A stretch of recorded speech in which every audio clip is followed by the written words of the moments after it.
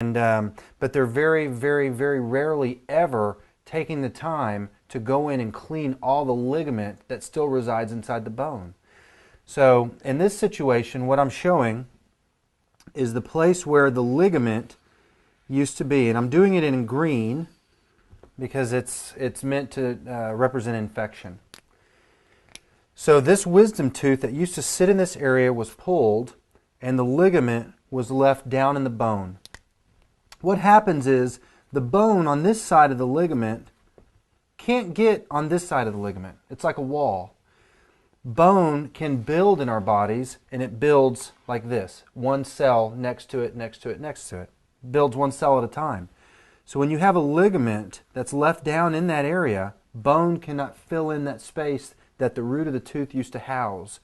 And what happens is we get bone grow over the top of the lesion so that from the outside or the inside of the mouth, there's pink gum tissue here and everything looks like it's healed.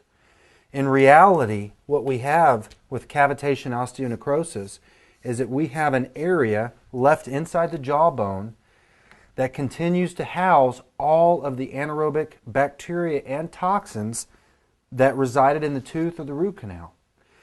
I put this root canal adjacent to this cavitation because, as a reminder for me to be able to tell people what we find surgically, what we find clinically. Root canals are very infected teeth. And what happens is the infection associated with root canals starts to cause high acid levels in the bone, starts to cause the bone to decompose. And what happens is we routinely find that when we have a root canal on a second molar that sits next to a third molar, we are able to follow the infection from this tooth through the bone all the way back to this cavern. And it's important for you as the patient to understand, bone is not like a block of concrete.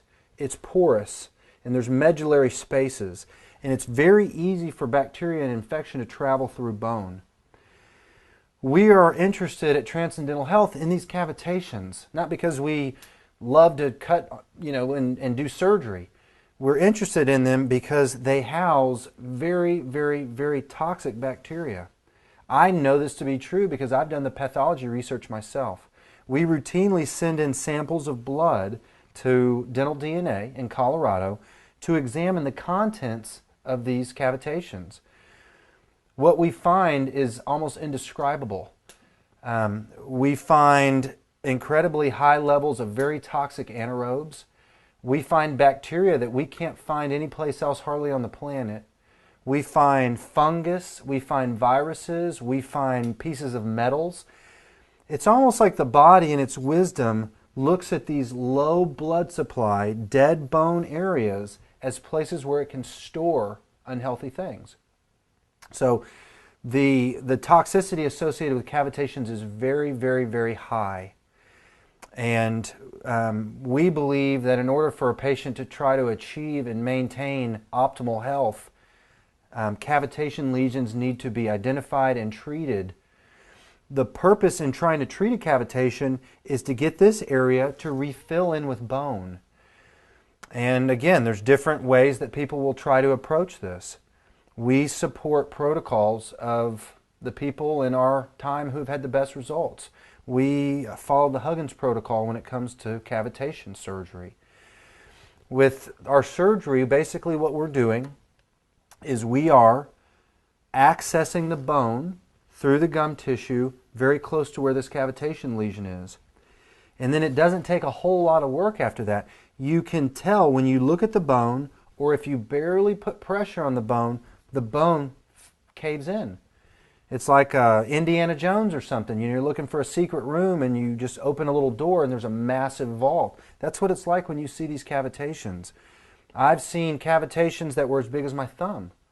And you don't imagine being able to look inside a jaw that's filled with bone everywhere and finding a big space where there's no blood supply. There's nothing happening. It's just like an empty space of necrotic tissue.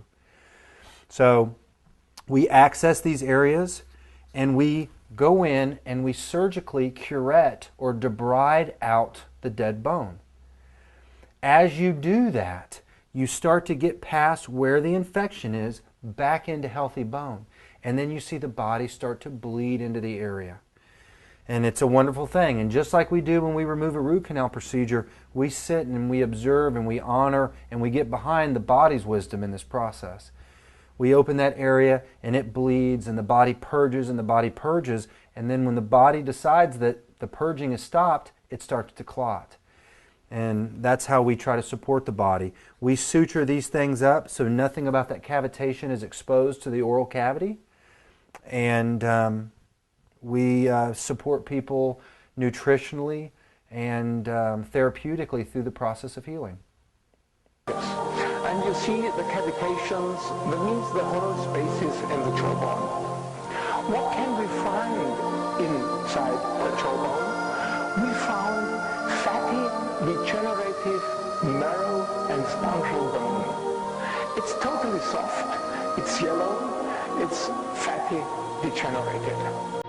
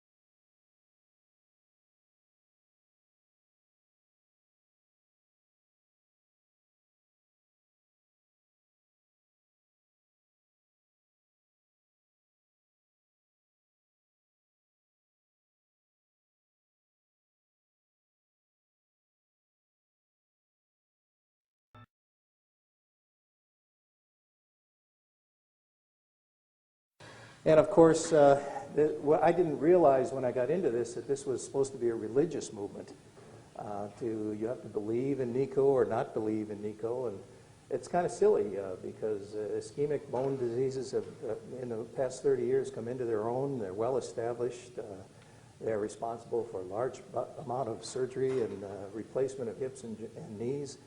And our job version is just another variant of that whole thing. It's not the exotic, really different, unique disease that we originally thought it was going to be. Bone just happens to be particularly susceptible to a slowdown of blood flow through it. That and the brain, for different reasons, of course, are the two most susceptible tissues in the body to ischemic change. And of course, because this is in the jaw, we get a lot of secondary or sometimes primary inflammatory changes as well. But that's, nevertheless, the ischemic problem seems to be the major problem. This is an extraction site of many years' duration.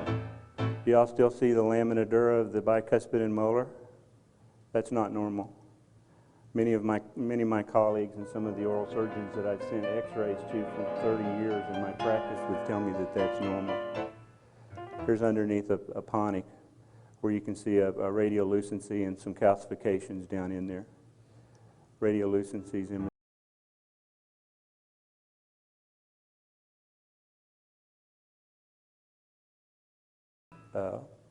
what they call a Jacob's ladder trabeculation pattern. This is one where they didn't make a flap. They just anesthetized, took the needle, and it fell right down into the hole. Look at the top of the alveolar ridge here. You can see that is not as hard and as dense as it should be. Here's one where they have a round area around radiolucency with some calcification. Another one similar. You can have lesions in the jawbone. You can have necrotic bone, fibrous marrow, which is one of the findings that we usually see. Some of these lesions, when you open up into them, as I said, are hollow. Some of them have a leathery consistency. Sometimes the bone is real soft and mushy. Sometimes it's fairly hard. But it's all abnormal in consistency. Here's the actual lesion itself. look what has happened to the nerve. If the lesion is down in the area of the vascular bundle, it can become demyelinated. There also is a fistula tract that in this diagram is shown to bypass a vital tooth and go to the area in front of it.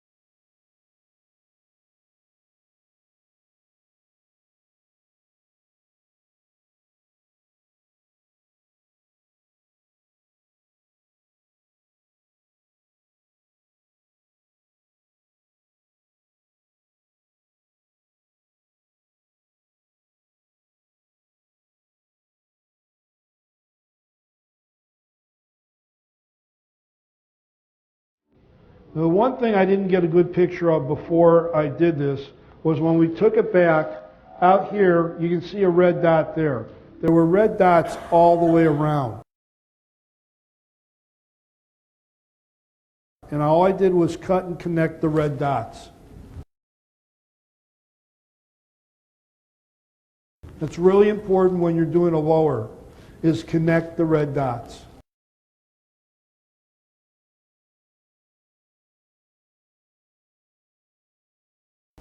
And you'll go through. Sometimes you sit there and go, oh my God, how deep is this going to go? It always goes into a void. The only thing that you have to realize, and this is why I did this picture, is look at how it faces buccally. The biggest mistake you're going to make clinically is you're going to go lingual and you're going to be into the tongue and the soft tissue. Err to the buccal. Go out to the buccal.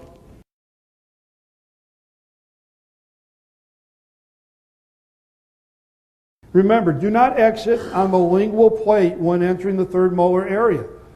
A lot of people are going to be digging here. Look what's there. The tongue doesn't like a burr in it. And if you want to see that, we can show you some 3Ds. It's always to the buccal. And so we start cleaning that out and take a round burr. Clean it out so you can see it. Make sure you can't see through a wall, you can't see through bone. Make sure you can see the whole thing.